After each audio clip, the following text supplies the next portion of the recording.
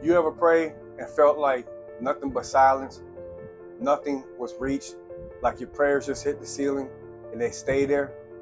Stay tuned. We're going to dive deep into this. What do you do when heaven is silence? What do you do from that standpoint? What do you do when you pray and you pray and you pray so hard after, a situation that you're going through, maybe something that you're asking and all you feel is nothing but silence? That's a very hard position to be in.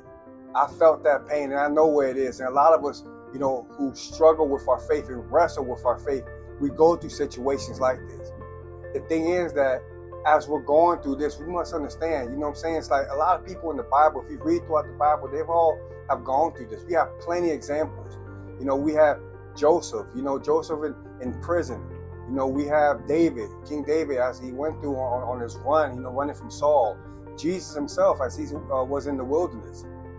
Prayer sometimes can feel like they're lacking. Prayer sometimes can feel like, God, are you going to hear me? Are you listening to me?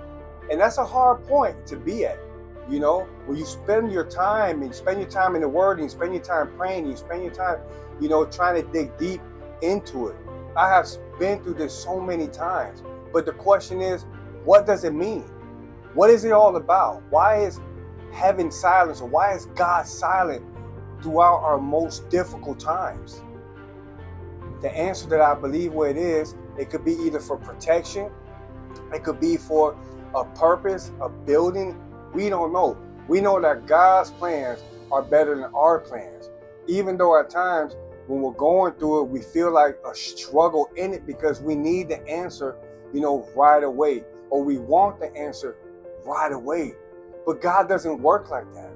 God works in His timing, so we have to learn how to be patient. We have to learn how to, be firm in our faith and go through it. Now, as we go through that, can we trust God? Can we trust God enough to know that He has the purpose and that He knows what's going on and He knows what's best for us? I remember when my son had passed away, days after that, I kept asking God, where's my son? God, why is this happening? What is the purpose behind all this?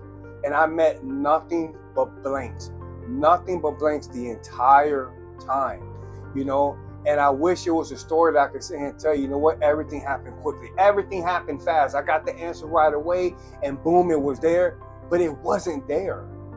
What I learned was throughout the months and throughout the times, I wasn't paying attention to certain signs. I wasn't paying attention to certain things that God was revealing to me throughout that time. And then I started noticing that my mind frame started changing of a lot of things. It was like being downloaded. I'm doing stuff like this now, this whole YouTube thing, trying to reach out to people, trying to reach out to those who are grieving, who need healing, who need that extra word of encouragement. And I feel like God was preparing me for this role that I'm on. You look at Jesus, the 40 days and 40 nights that He spent in the wilderness. It was a preparation before He started His ministry. It was a preparation. God took Him to the wilderness to prepare Him physically, mentally, and spiritually. And sometimes we miss that when we're asking God, answers to our prayers, and whenever we're trying to seek answers from Him.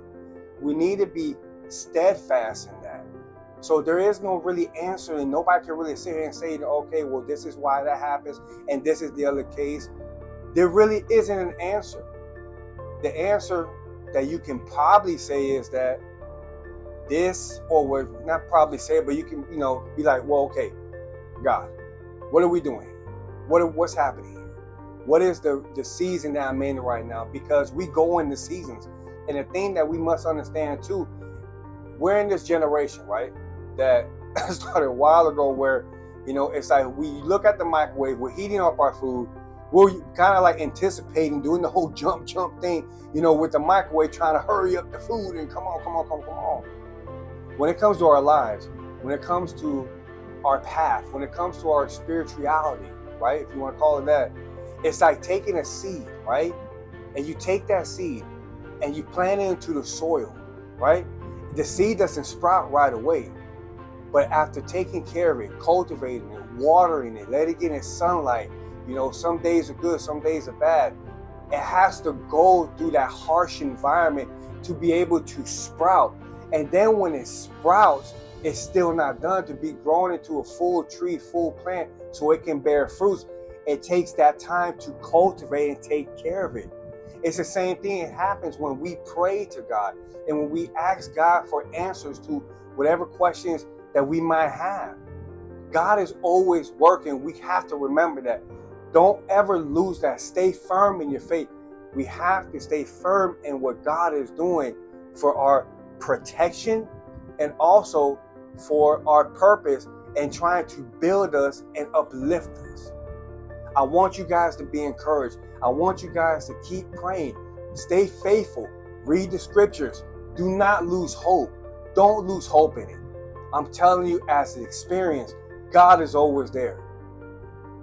If you guys like more content like this, hit me up, subscribe, hit the YouTube channel. I got a podcast and all that, but we get into it a little bit more raw.